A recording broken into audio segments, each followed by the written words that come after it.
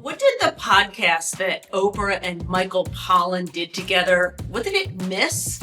Let's talk about it. Hi, everybody. My name is Jill. Welcome back to the Journey Sage. And this is the channel that I wish had been around when I was going through my psychedelic-assisted psychotherapy. And today is a great example of it. Would have been great to have this kind of video back then, because I guarantee I would have been caught up in the excitement of what that podcast kind of promised. Let's get into it. All right. So first of all, when that interview or that podcast came out between Oprah and Michael Pollan, the author of How to Change Your Mind, I was like, oh my gosh, this is fantastic.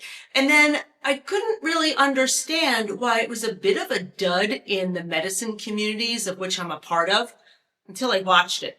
And so there are two main things that I think are worthy of discussion that kind of made this interview a very fluffy interview and potentially misleading.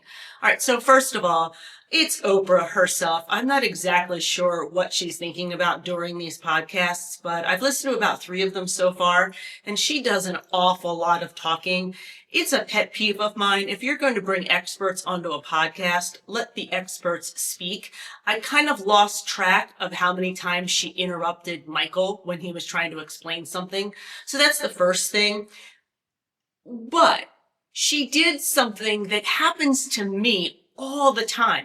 When I tell people that I work in the psychedelic field, I'm organizing retreats, I coach people, I obviously write, I obviously advocate, a lot of times the conversation immediately shifts and somebody kind of like tells me their whole experience with psychedelics. It's almost like they never had an ear before to kind of have that conversation, and they kind of word vomit all over me about their experience. Sometimes I get questions, but more often than not, if somebody has had a psychedelic experience, they get really excited to tell me how much they know. And then sometimes once they've done that, they just kind of move away from me, which is even funnier. So when Oprah kind of spent a lot of time sharing her fears, it's going to, break my mind. It's going to make me go crazy, and kind of all the stereotypes that everybody has, which is why I have this channel. I talk about psychedelics. It was a little bit overboard. I mean, if she planned to have Michael Pollan on her podcast, one would assume that she had kind of gotten over some of those concerns beforehand. I kind of felt like it was playing to the camera because she knows that's how other people feel. I'm not really sure. I just know it didn't really ring true for me. If you're bringing an expert in to talk about something, he's a best-selling author. He's well known for this content. Let him talk. All right. Secondly, and very honestly, the far more important issue to me is that the 2 examples that they had, one of a young woman with anxiety and the other with a man with PTSD from battle, there was not a focus on the process of healing, meaning a process of using psychedelics therapeutically. There was a highlight of, hey, I had this issue, I went somewhere, and boom, easy button push, I don't have these issues anymore. And that's my concern in general with the rhetoric around psychedelics now, and I think it's even going to get worse moving forward when things get approved. Because there's this general idea that, especially in the Western world, where we take a medication and everything's healed. The reality is that for people with very deep issues, anxiety, PTSD, depression, this is not an easy button. This is a therapeutic process that requires a therapeutic relationship, preparation time, an actual day in a very structured, safe environment, taking the medicine, and then an integration period. One of the examples was the gentleman talking about doing a psychedelic and having an amazing experience and the next day going golfing. And not that you can't do that with most psychedelics, but I think the way that the story was told gave the impression of, oh yeah, it's just a drive-by kind of thing, and wham bam, everything's healed.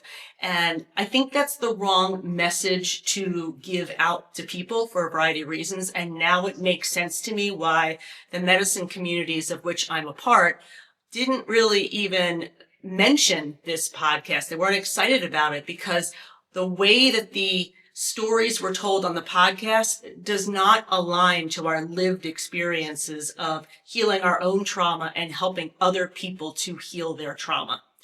Now, here's the thing. While an experienced person like myself, I didn't walk away really happy with that interview. I obviously didn't learn anything, but that's okay. But I kind of felt there was just a really blah. Like blah would have been the best adjective to describe it. Here's the thing. I think where we are in this particular psychedelic renaissance, we need these kind of fluff pieces to gently introduce the ideas to the community, to the general population. And Oprah, is a great vehicle to go ahead and do that. If somebody's doing a search for psychedelics and they come across an Oprah choice on the list of search choices, it leads a little bit of credibility to the whole concept. Whether you agree with Oprah or you like her or whatever, she is a broadcast phenomenon and someone who brings a lot of experts out into, the general population. So we need these kind of pieces out there to introduce the concept of psychedelics for mental health. What I would like to see, if I was in charge of the world, I would like to see a clear distinction between a psychedelic that can be used at a retreat for self-growth, for changing your perspective on things, and then a separate conversation about psychedelics and deep trauma, PTSD healing, how much work that is. It's hard to heal trauma. There's a lot of work involved with it, and it's not the kind of thing that you wake up the next day and say, oh, yay, let me go golfing. That would be kind of my perfect world where we could start to have some dialogues that described the different levels that people kind of come to psychedelics with. We're a few years away from that, I think. We probably needed this Oprah introduction to help people start to get acclimated, but I won't be suggesting this particular podcast to anybody I know for any sort of introduction. But go ahead, watch it, or send it to people who are like anti-psychedelic for a nice kind of easy introduction. All right, there you go. Thanks for kind of listening to my opinion about Oprah, because we all know how important I am in the broadcast field compared to Oprah. But I do think these things need to be said. If you want to hear more about my particular story, healing PTSD with MDMA therapy, I have my memoir workbook over on Amazon. Head on over to thejourneysage.com and you can read up on the retreats that I am running for self-growth and self-actualization, where we do kind of get a little bit deep. And so with that, until next time, take care.